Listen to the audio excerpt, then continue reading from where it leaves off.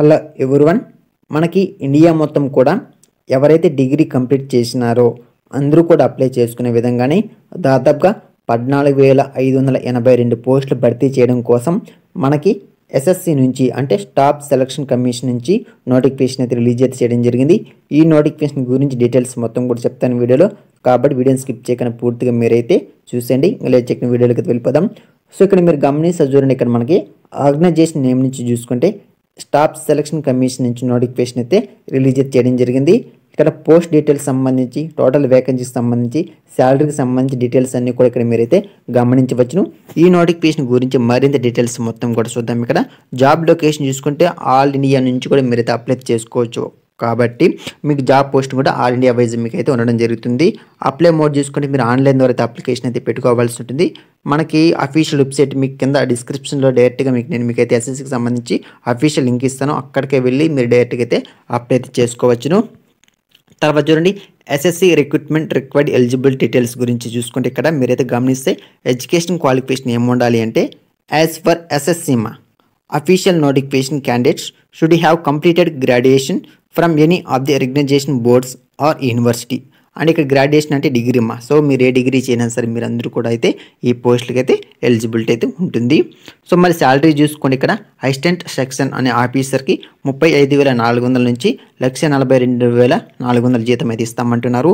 So అదేవిధంగా మీరు ఇక్కడ గమనిస్తే అసిస్టెంట్ సెక్షన్ ఆఫీసర్కి సంబంధించి, ఇన్స్పెక్టర్ సంబంధించి, అదేవిధంగా మనకి ఇన్ఫార్మెంట్ ఆఫీసర్ సంబంధించి, సబ్ ఇన్స్పెక్టర్కి సంబంధించి, సెక్షన్ హెడ్కి సంబంధించి, ఎగ్జిక్యూటివ్ అసిస్టెంట్కి సంబంధించి, research assistant, divisional accountant, sub inspector, junior intelligence officer, junior statistical officer, statistical investigator, officer superintendent లాంటి పోస్టులు చూసుకుంటే మనకి జీతం అనేది 35,400 నుంచి 12,400 జీతం అయితే ఇస్తామంటున్నారు.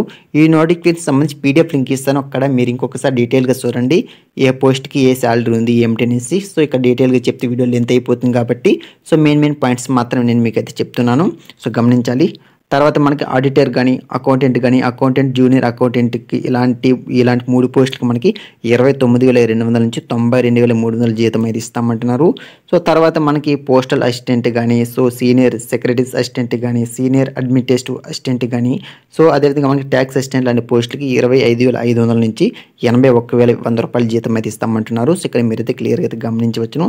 మరి ఏజ్ లిమిట్ సంబంధం ఇక్కడ SSC age limit details sir గమనిద్దాం. ఇక్కడ మనకి మ్యాక్సిమం ఏజ్ లిమిట్ అనేది 32 ఇయర్స్ వరకు కూడా మీరైతే అప్లై చేసుకోవచ్చు. మినిమం కంపల్సరీ ఏ గవర్నమెంట్ జాబ్కైనా సరే మీరు అప్లై చేయాలంటే మనకి మినిమం అనేది 18 ఇయర్స్ నిండి ఉండవలసి ఉంటుంది. చూసుకుంటే ఇక్కడ మనకి minimum age of 18 years and maximum of 32 years మీకైతే ఏజ్ లిమిట్ అయితే ఉండవలసి ఉంటుంది. ఇక్కడ పోస్ట్ అనుసరించి కూడా ఎంత ఏజ్ ఉండాలి అనేసి క్లియర్ ఇక్కడ మీరైతే గమనించవచ్చు. ఒకసారి గమనిద్దాం. అసిస్టెంట్ సెక్షన్ ఆఫీసర్కి అసిస్టెంట్ సెక్షన్ ఆఫీసర్కి, ఇన్స్పెక్టర్కి, అదేవిధంగా మనకి ఎన్ఫోర్స్మెంట్ ఆఫీసర్కి ఇలాంటి 3 పోస్టులకు మనకి 18 నుంచి 30 సంవత్సరాల మధ్య ఏజ్ లిమిట్ అయితే కావాలంటున్నారు.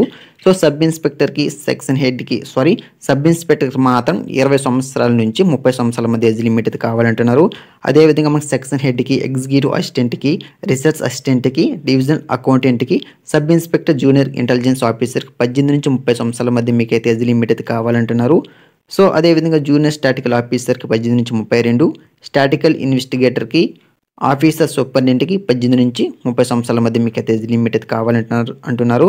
సో అదేవిధంగా మనకి ఆడిటర్ కానీ, అకౌంటెంట్ జూనియర్ అకౌంటెంట్ కానీ, పోస్టల్ అసిస్టెంట్ కానీ, సీనియర్ సెక్రటరీస్ అసిస్టెంట్ కానీ, యూడీసీ లాంటి పోస్టులు మనకి 18 నుంచి 27 మధ్య మీకైతే ఇక్కడ ఏజ్ లిమిట్ అయితే కావాలంటున్నారు. సో మనకి అదేవిధంగా సీనియర్ అడ్మినిస్ట్రేటివ్ అసిస్టెంట్ కానీ, ట్యాక్స్ అసిస్టెంట్ కూడా మనకి 18 నుంచి 27 సంవత్సరాల మధ్య మీకు అయితే ఏజ్ లిమిట్ అయితే కావాలంటున్నారు.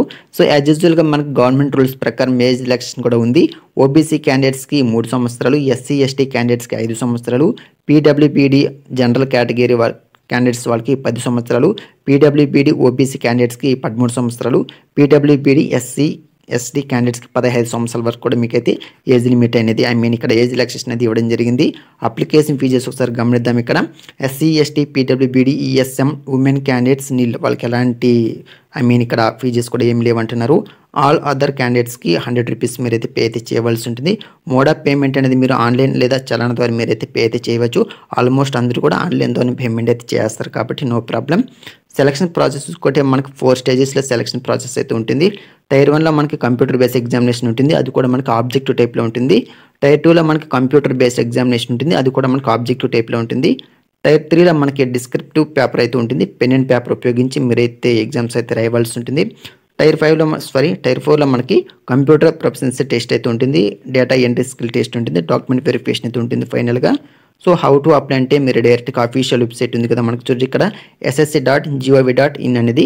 సో డైరెక్ట్గా మీకు అయితే అఫీషియల్ వెబ్సైట్ లింక్ అనేది కింద డిస్క్రిప్షన్ ఇస్తాను, దాని మీద క్లిక్ చేసి మీరు డైరెక్ట్గా అయితే అప్లై అయితే చేసుకోవచ్చును. మీరు SC STకి సంబంధించిన వాళ్ళైతే ఫ్రీగా, so remaining candidates OC OBC వాళ్ళైతే 100 రూపీస్ పే చేసి మీరైతే ఫీజెస్ అయితే పే చేసి మీరైతే అప్లై చేసుకోవచ్చు. మరి లాస్ట్ డేట్ చూస్తే ఇక్కడ మనకి క్లియర్గా ఇక్కడ మీరైతే గమనించవచ్చును. మనకి లాస్ట్ డేట్ అనేది నెక్స్ట్ మంత్ అంటే జూలై 4వ తేదీ వరకు మీరైతే అప్లై అయితే చేసుకోవచ్చు. Step 2 apply for SSC combination graduate level examination jobs సంబంధించి ఇక్కడ అంటే combination graduate level examination jobs అంటే ఇక్కడ అప్లై చేసుకోవడానికి స్టెప్ బై స్టెప్ ఏ విధంగా మీరు అప్లై చేసుకోవాలనేసి ఇక్కడ ఇన్స్ట్రక్షన్ అనేది ఇవ్వడం జరిగింది.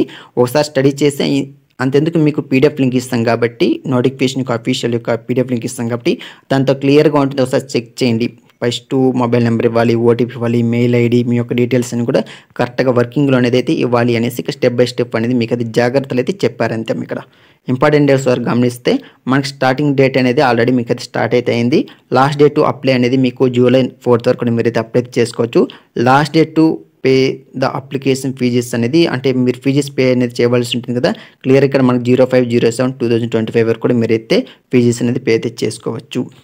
మనకి టెంటివ్ షెడ్యూల్ ఆఫ్ టైర్ అంటే కంప్యూటర్ బేస్డ్ ఎగ్జామినేషన్ సంబంధించి ఇక్కడ డేట్స్ కూడా ఇచ్చేసారు. మనకి 13 ఆగస్ట్ నుంచి మీకు 30 ఆగస్ట్ వరకు కూడా మీకైతే మనకి షెడ్యూల్ అనేది ఇవ్వడం జరిగింది. టైర్ 1కి సంబంధించి.